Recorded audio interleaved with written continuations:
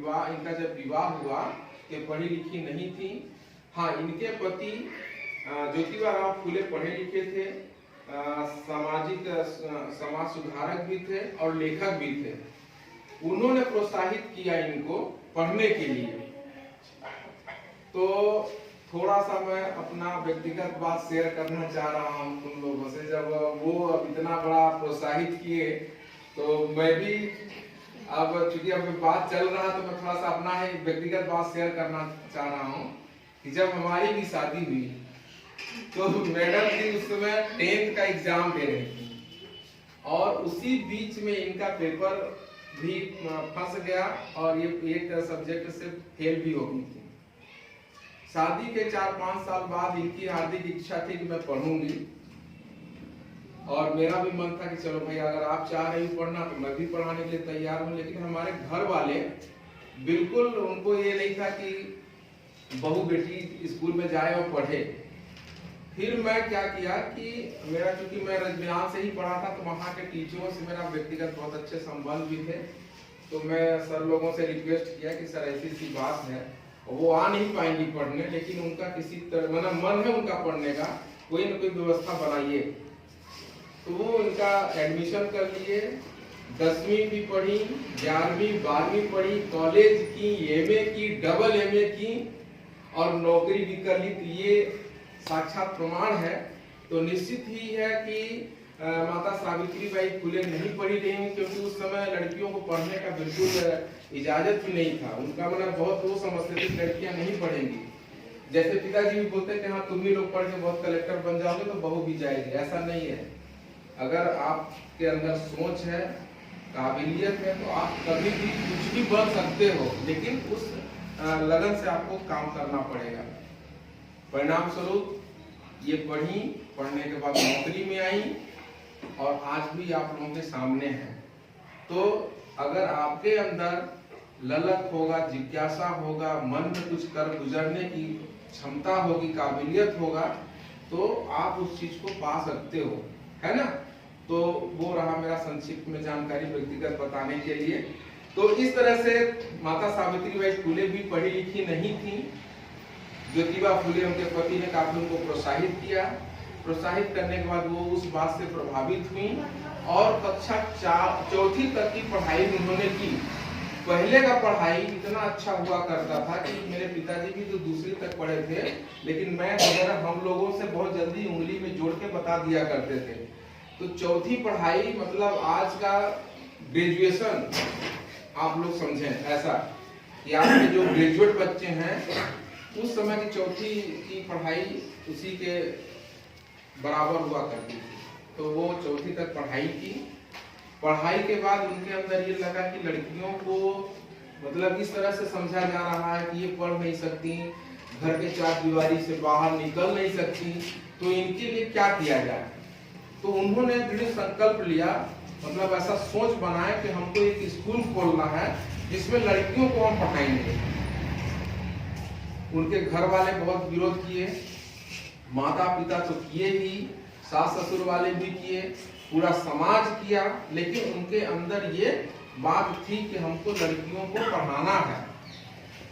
तो वो एक स्कूल खोली और स्कूल उनको घर से मतलब जब इस तरह से बातें हुआ करती थी ना कि मेरे को स्कूल खोलना है या पढ़ाना है बच्चों को, तो उनके घर वाले उनको घर से निकाल दिए। एक फातिमा बेग नाम की एक महिला थी, मुस्लिम महिला थी, उन्होंने इनको अपने घर में शरण दिया, मतलब रहने के लिए दिया और वो वहीं से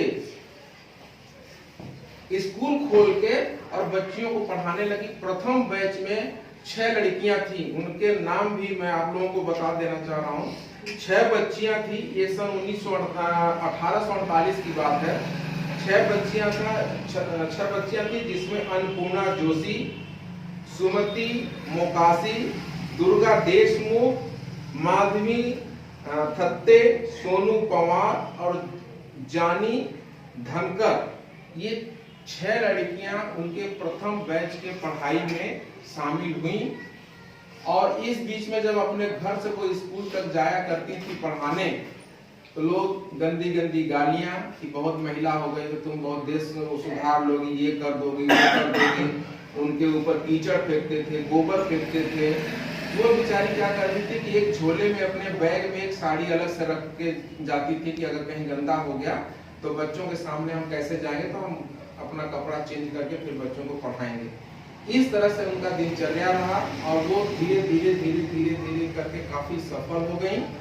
और उन्हीं का ही देन है कि आज लड़कियों को हर क्षेत्र में शिक्षा के रूप में मतलब देखा गया, तो आज डॉक्टर, इंजीनियर, टीचर से लेकर के प्रधानमंत्री, मुख्यमंत्री, न जाने कहां कहां, यहाँ तक पायलट भी हैं लड़कियां। देश विदेशों में भी लड़कियां जा जाके पढ़ के मतलब अपना परचम फहरा रही हैं। तो सर्वप्रथम माता सावित्रीबाई फुले का लड़कियां चार दीवारी से बाहर निकल पाई और आज पुरुषों के समान, पुरुषों के ही तरह कंधे से कंधा मिला के हर क्षेत्र में, चाहे वो एजुकेशन का हो, चाहे वो न्यायिक वाला हो, अथवा कोई पायलट हो या कोई कंपनी हो, देश विदेश से लेके आज पूरे विश्व में लड़कियां जो है पढ़ लिख के अपना आगे काम कर रही हैं। ठीक है, तो ये रहा।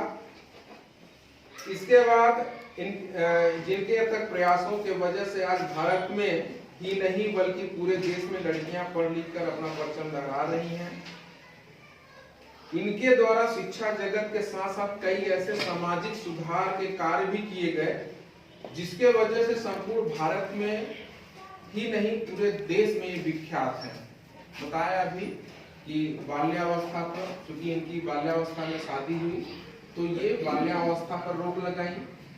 फिर सती प्रथा हुआ करता था। पहले के जमाने में क्या होता था कि जिसके पति दुर्भाग्यवश किसी घटना या किसी भी तरह से अगर उनका आकस्मिक निधन हो जाता था तो उस औरत को उसी चिता पर जला दिया जाता था।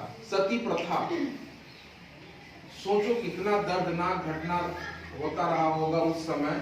सती प्रथा के समय जो लोग रहे होंगे, सोचो किसी औरत को अगर उसका आदमी मर गया तो उसको उसी चिता पर जलाया जाता था, जिंदा जलाया जाता था। उस प्रथा को इन्होंने रोका। बाल्यावस्था को भी रोका, बाल्यावस्था में किसी की शादी न हो, है ना, क्योंकि शारीरिक जो विकार होते हैं वो एक समय के बाद होता है और समय के बाद जब शादियां होती हैं तब वो सही माना जाता है ना। वो हुआ विधवा विवाह। बाद में सती प्रथा जब रुका तो विधवा विवाह हो गया। अगर मान लो अभी एक घटना है, अभी एकदम रिसेंटली घटना है आपके भदौरा का। एक डॉक्टर चिरायु हॉस्पिटल भोपाल में रहता था और 1-1.5 महीना पहले, मतलब 1.5 महीना भी नहीं हुआ है, 1.5 महीना पहले मान लीजिए उसकी शादी हुई और किसी कारणवश उसका या कि मतलब जैसा भी रहा वो हॉस्पिटल में कुछ ऐसे विवाद की उसको मार दिया गया या मर गया। तो अब सोचो कि 1-1.5 महीने पहले उसकी शादी हुई थी और बेचारी वो बीबी क्या करेगी। अब आदमी तो रहा नहीं तो वो जाएगी कहां। तो उस समय क्या होता था कि जो भी औरतें इस तरह से विधवा हुआ करती थी उनको आजीवन विधवा ही रहना पड़ता था। वो भी उसके साथ बहुत बड़ा दर्द था कि भाई अब उसकी कोई गलती तो थी नहीं, आदमी मरा, एक्सीडेंट हुआ या कुछ भी हुआ तो उसमें उसकी क्या गलती है, लेकिन उसको दंड स्वरूप पूरे जीवन काल तक वैसे विधवा के ही रूप में रहना पड़ता था। लोग बाग विधवाओं का मुंह देखना नहीं चाहते थे, उनका छुआ खाना नहीं चाहते थे, तरह तरह की चीजों से उनको बहिष्कृत किया जाता था। किसी शुभ नेक कार्य में उनको सम्मिलित नहीं किया करते थे। ये तो अभी तक भी प्रथा चली है, अभी तक भी लोग इस चीज को करते आ रहे हैं, लेकिन ऐसा हमारे बीच में नहीं होना चाहिए। तो उस पर भी इन्होंने काम किया, विधवा विवाह भी करवाया, बाल्यावस्था को भी बंद करवाया। और एक और होता था नर बलि। नर बलि माने आदमियों का बलि। जैसे तुम लोगों ने सुना होगा कि ये जो जैसे कभी कभी घरों में मुर्गा या कुछ भी ऐसे बलि दे करके कुछ चीज अपना कुछ वो करते हैं। इस तरह से जब बड़े बड़े ब्रिज, बांध और कुछ ऐसे कोई बहुत बड़ा उद्योग स्थापित जब हुआ करता था तो वहां पे आदमियों का बलि दिया जाता था, उसको भी रोकवाया। मतलब तमाम ऐसी चीजें हैं जिस पर ये और इनके पति और बहुत सारे मेरे महापुरुषों ने मिल करके ये सब रोक किया है, इस पर रोक लगाया है। तो तब से ये काफी विख्यात हैं। ऐसे भारत अपने देश की प्रथम शिक्षिका देवी को मैं पुनः इनके जन्मदिन पर कोटि कोटि नमन एवं प्रणाम करता हूँ। इसी के साथ मैं अपने वाणी को विराम दे रहा हूँ और मैं चाहूंगा कि हमारे विद्यालय की वरिष्ठ शिक्षिका श्रीमती सुनीता सांवले जी आप लोगों को इस बात से और विस्तृत रूप से मतलब बताने की कोशिश करेंगे। चलिए ठीक है, धन्यवाद।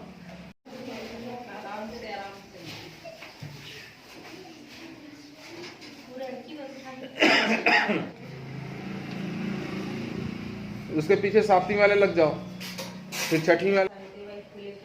श्रद्धांजलि करती हूँ, संस्कृत नमन करती हूँ और आशा करती हूँ कि इनके नक्शे कदम पर तुम लोग भी चलोगे, क्योंकि आने वाले में शिक्षा ही हमारे लिए सब कुछ है। शिक्षा के बगैर कोई कुछ नहीं कर सकता है। आज का जो समय है, आज अगर जो व्यक्ति पढ़ लिख ले रहा है तो अपना भविष्य बना ले रहा है, तो अपना भविष्य बनाने के लिए तुमको पढ़ाई करनी बहुत जरूरी है, क्योंकि अगर जो पढ़ेगा नहीं वो तो दूसरा काम भी नहीं कर सकता। क्या कर सकता है? नहीं कर सकता। इसलिए शिक्षा एक ऐसी चीज है, वो एक कहावत है ना कि शिक्षा वो शेरनी का दूध है, जो पिएगा वो दहाड़ेगा। तो मतलब जब तुम शिक्षा प्राप्त करोगे तो तुम्हें हर चीज की जानकारी होगी। तो जानकारी होगी तो स्वाभाविक है कि तुम किसी से लड़ सकते हो अपने अधिकार के लिए, तुम अपना हक मांग सकते हो। जहाँ गलत हो रहा वहाँ तुम सही गलत के बारे में बता सकते हो अपने घर परिवार को, अपनी फैमिली को, अपने साथी को, जो भी तुम्हारे आसपास है, ताकि तुम्हारे साथ गलत नहीं हो रहा है तो दूसरे के साथ भी गलत ना हो। क्योंकि गलत तभी होता है जब आदमी को उस चीज की जानकारी नहीं होती है, और जानकारी नहीं होती है इसलिए क्योंकि आदमी पर शिक्षा नहीं है। जो शिक्षित नहीं है वो कुछ नहीं कर सकता है। इसलिए हम तो यही कहेंगे कि शिक्षा पर विशेष ध्यान दो और आगे बढ़ो और अपना भविष्य बनाओ, लोगों को भी उनका भविष्य बनाने की सलाह दो।